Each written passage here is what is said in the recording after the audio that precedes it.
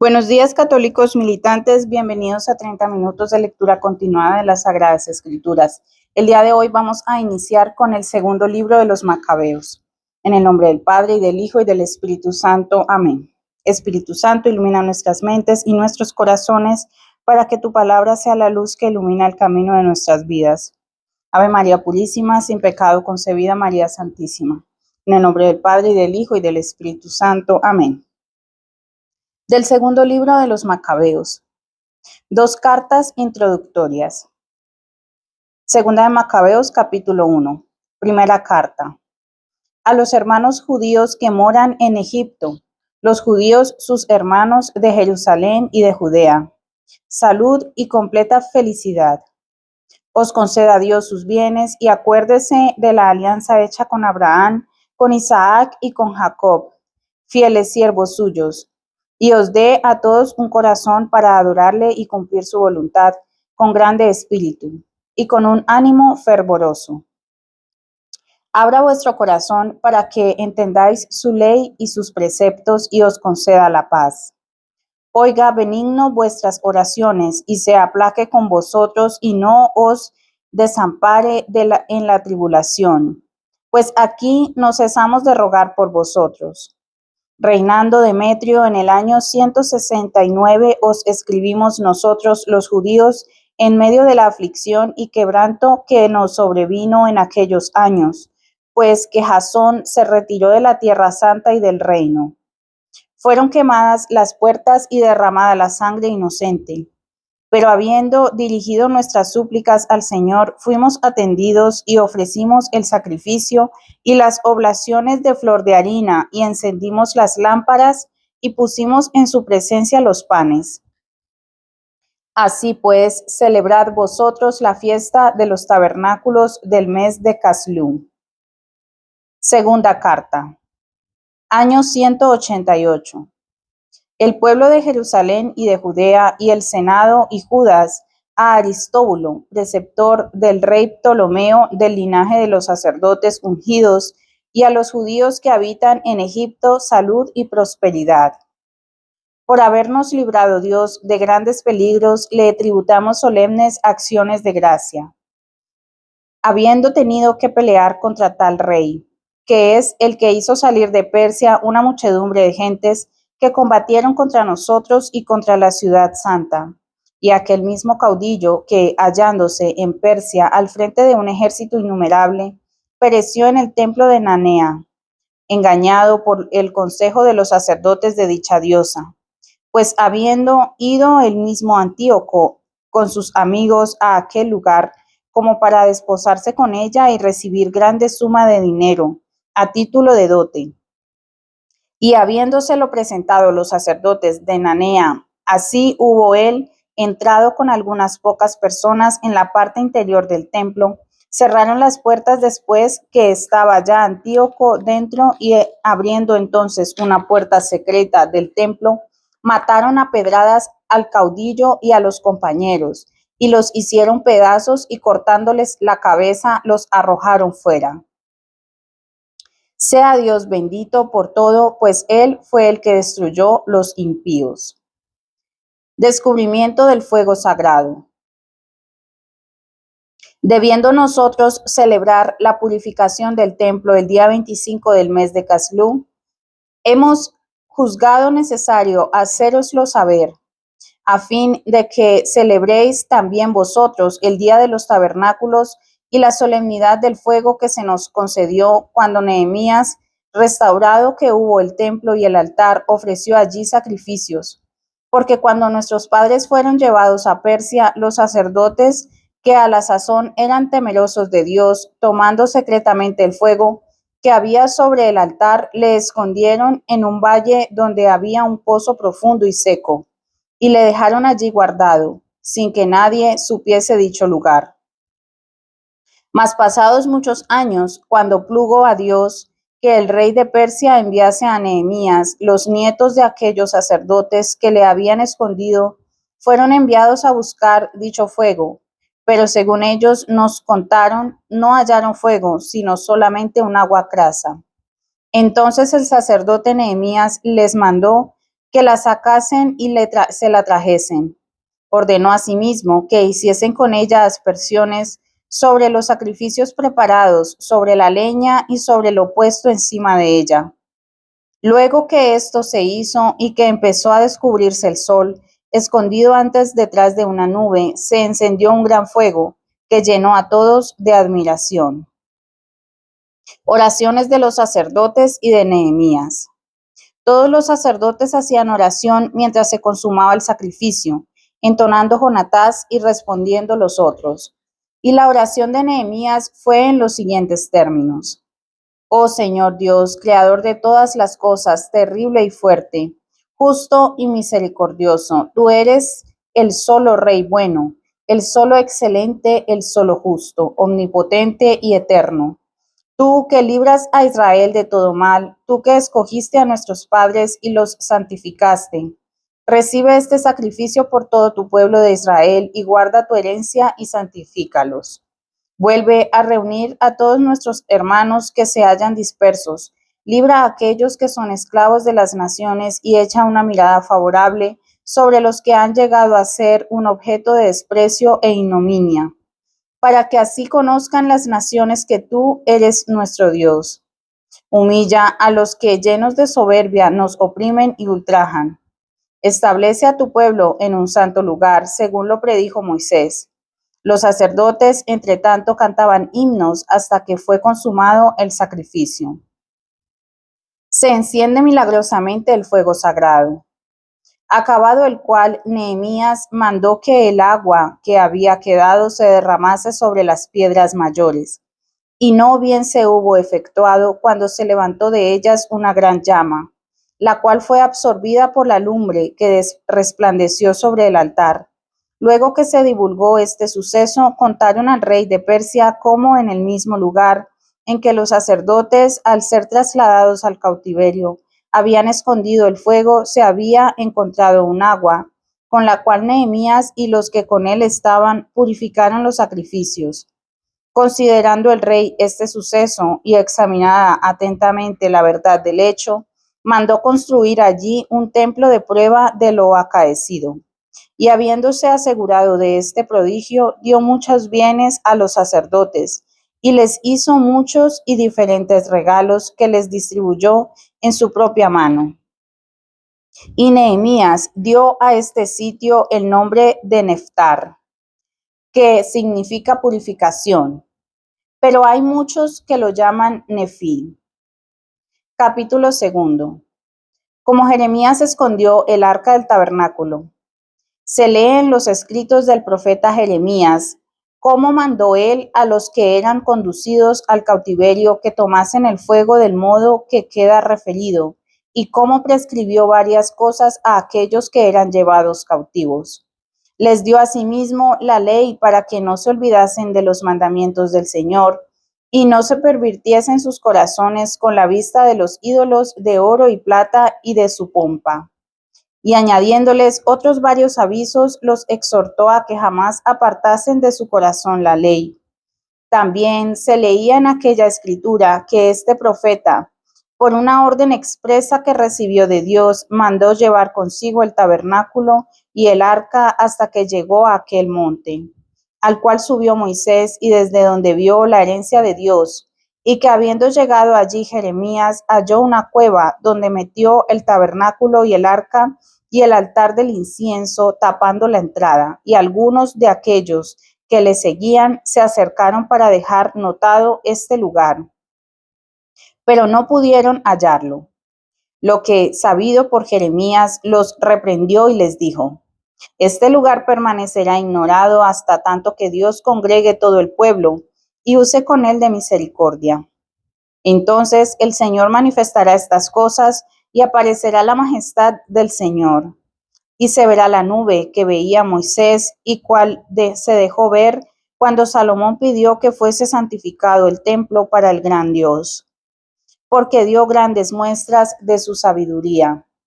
Y estando lleno de ella, ofreció el sacrificio de la dedicación y santificación del templo. Y así como Moisés hizo oración al Señor y bajó fuego del cielo y consumió el holocausto, así también oró Salomón, y bajó fuego del cielo, y consumió el holocausto. Y dijo Moisés, por no haber sido comida la hostia ofrecida por el pecado, por eso ha sido consumida. Celebró igualmente Salomón por espacio de 8 días la dedicación. Bibliotecas de Nehemías y Judas. Estas mismas noticias se encontraron también anotadas en los escritos y comentarios de Nehemías, donde se lee que le formó una biblioteca, habiendo recogido de varias regiones los libros de los profetas, los de David y las cartas de los reyes y lo concerniente a sus donativos. A este modo recogió también Judas todo cuanto se había perdido durante la guerra que sufrimos, todo lo cual se conserva en nuestro poder. Si vosotros deseáis tener estos escritos, enviad personas que puedan llevároslos. Y estando ahora para celebrar la fiesta de la purificación, os hemos dado aviso de ellos, y así haréis bien si celebrareis estos días. Entre tanto, esperamos que Dios, que ha libertado a su pueblo, que ha vuelto a todos su herencia, que ha restablecido el reino y el sacerdocio y el santuario, conforme lo había prometido en la ley, se apiadará bien presto de nosotros y nos reunirá de todas las partes del mundo en el lugar santo, puesto que nos ha sacado de grandes peligros y ha purificado el templo. Prólogo. Por lo que mira a Judas Macabeo y a sus hermanos y a la purificación del templo y a la dedicación del altar, así como a lo que toca las guerras que hubo en tiempo de Antíoco el Ilustre y en las de su hijo Eupator, y a las señales que aparecieron en el aire a favor de los que combatían valerosamente por la nación judía, de tal suerte que siendo en corto número, defendieron todo el país y pusieron en fuga la muchedumbre de bárbaros, recobrando el templo más célebre que hay en el mundo y librando la ciudad y restableciendo la observancia de las leyes, las cuales se hallaban abolidas, habiéndoles favorecido el Señor con toda suerte de prosperidades. Estas cosas que escribió en 5 libros Jasón de Cirene, hemos procurado nosotros compendiarlas en un solo volumen, pues considerando la multitud de libros y la dificultad que acarrea la multiplicidad de noticias a los que desean internarse en las narraciones históricas, hemos procurado que los que quisieren leerlas hallen placer en su corazón y que los aplicados puedan más fácilmente retenerlas en su memoria y sean útiles a todos los que las leyeren. Y a la verdad, habiéndonos empeñado en hacer este compendio, no hemos emprendido una obra de poca dificultad, sino un trabajo que pide grande aplicación y sudor. Emprendemos de buena gana esta tarea por la utilidad que de ella resultará a muchos, a semejanza de aquellos que teniendo a su cargo el preparar un convite, se dedican del todo a satisfacer el gusto de los convidados. La verdad de los hechos que se refieren va sobre la fe de los autores que los escribieron, pues por lo que hace a nosotros, trabajaremos solamente en compendiarlos conforme al designio que nos hemos propuesto y a la manera que un arquitecto que emprende edificar una casa nueva debe cuidar de toda la fábrica, y aquel que la pinta ha de buscar las cosas que son a propósito para su ornato. Del mismo modo se debe juzgar de nosotros. En efecto, al autor de una historia atañe el recoger los materiales y ordenar la narración, inquiriendo cuidadosamente las circunstancias particulares de lo que cuenta. Mas al que compendia se le debe permitir que use un estilo conciso y que evite el extenderse en largos discursos. Basta ya de exordio y empecemos nuestra narración, porque no sería cordura prolongar el discurso preliminar a la historia y abreviar después el cuerpo de ella. Antes del levantamiento de los macabeos. Capítulo 3. Traición del prefecto del templo. En el tiempo de la ciudad santa gozaba de una plena paz y que las leyes se observaban muy exactamente por la piedad del pontífice Onías y el odio que tenía a la maldad. Nacía de esto que aún los mismos reyes y príncipes honraban sumamente aquel lugar y enriquecían el templo con grandes dones, de manera que Seleuco, rey de Asia, costeaba de sus rentas todos los gastos que se hacían en los sacrificios. En medio de esto, Simón, de la tribu de Benjamín y creado prefecto del templo, maquinaba con ansia hacer algún mal en esta ciudad, pero se le oponía al sumo sacerdote. Viendo que no podía vencer a Onías, pasó a verse con Apolonio, hijo de Tarseas, que en aquella sazón era gobernador de Celesyria y de Fenicia, y le contó que el erario de Jerusalén estaba lleno de inmensas sumas de dinero y de riquezas en general, las cuales no servían para los gastos de los sacrificios y que se podría hallar medio para que todo entrase en poder del rey.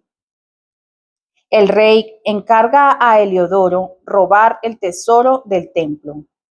Habiendo Apolonio dado cuenta al rey respecto del dinero que a él le había sido denunciado, llamó el rey a Heliodoro, su ministro de Hacienda, y le envió con orden de transportar todo el dinero referido. Heliodoro se puso luego en camino con el pretexto de ir a recorrer las ciudades de Celesyria y Fenicia, mas en realidad para poner en ejecución el designio del rey. Habiendo llegado a Jerusalén y sido bien recibido en la ciudad por el sumo sacerdote, le declaró a éste la denuncia que le había sido hecha de aquellas riquezas y le manifestó que este era el motivo de su viaje, preguntándole luego si verdaderamente era la cosa como se le dijo.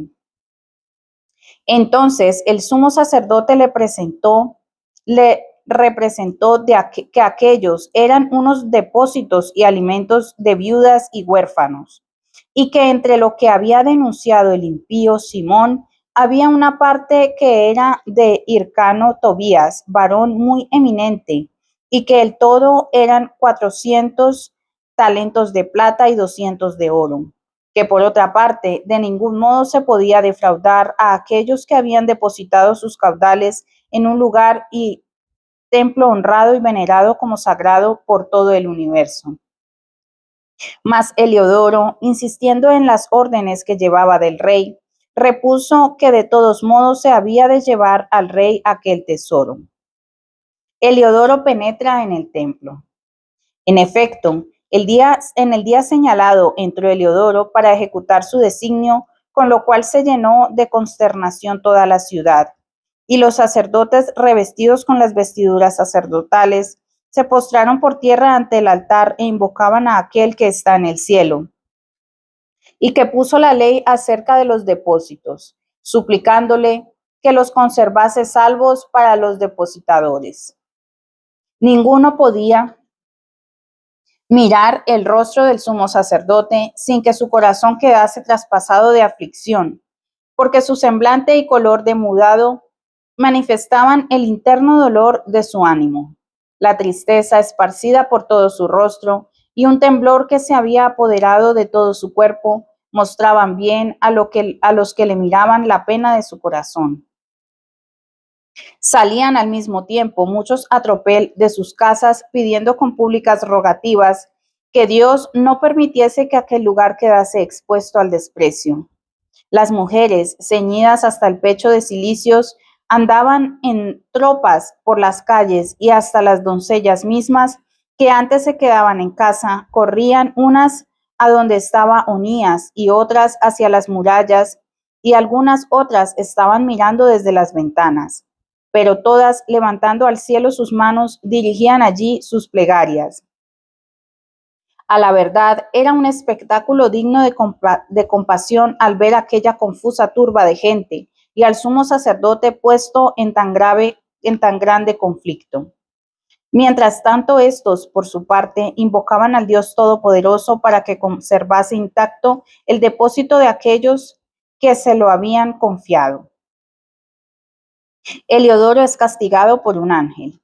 Heliodoro no pensaba en otra cosa que en ejecutar su designio, y para ello se había presentado ya él mismo con sus guardias a la puerta del erario. Mas el Espíritu de Dios Todopoderoso se hizo allí manifiesto con señales bien patentes, en tal conformidad que derribados en tierra por una virtud divina, cuantos habían osado obedecer a Heliodoro, quedaron como yertos y despavoridos, porque se les apareció montado en un caballo un personaje de fulminante aspecto y magníficamente vestido, cuyas armas parecían de oro, el cual, acometiendo con ímpetu a Heliodoro, le pateó con los pies delanteros del caballo. Se aparecieron también otros dos gallardos y robustos jóvenes, llenos de majestad y ricamente vestidos, los cuales, poniéndose uno a cada lado de Heliodoro, empezaron a azotarle cada uno por su parte, descargando sobre él continuos golpes. Con esto, Heliodoro cayó luego por tierra, envuelto en oscuridad y tinieblas, y habiéndole tomado y allí y puesto en una silla, de manos le sacaron de allí. De esta suerte, aquel que había entrado en el erario con tanto aparato de guardias y ministros era llevado sin que nadie pudiese valerle, habiéndose manifestado visiblemente el poder de Dios. Por un efecto del divino poder, Heliodoro yacía sin habla y sin ninguna esperanza de vida. Por el contrario, los otros bendecían al Señor, porque había ensalzado con esto la gloria de su lugar, y el templo que poco antes estaba lleno de confusión y temor, se llenó de alegría y regocijo luego que hizo ver el Señor su omnipotencia. Heliodoro es salvado por la oración de Onías. Entonces algunos amigos de Heliodoro rogaron con insistencia a Onías que invocase al Altísimo a fin que concediese la vida a Heliodoro, reducido ya a los últimos alientos. El sumo sacerdote, considerando que quizá el rey podría sospechar que los judíos habían urdido alguna trama contra Heliodoro, ofreció una víctima de salud por su curación. Y al tiempo que el sumo sacerdote estaba haciendo la súplica, aquellos mismos jóvenes con las mismas vestiduras, poniéndose junto a Heliodoro, le dijeron: Dale las gracias al sacerdote Onías, pues por amor de él te concede el Señor la vida. Y habiendo tú sido castigado por Dios, anuncia a todo el mundo sus maravillas y su poder. Dicho esto, desaparecieron.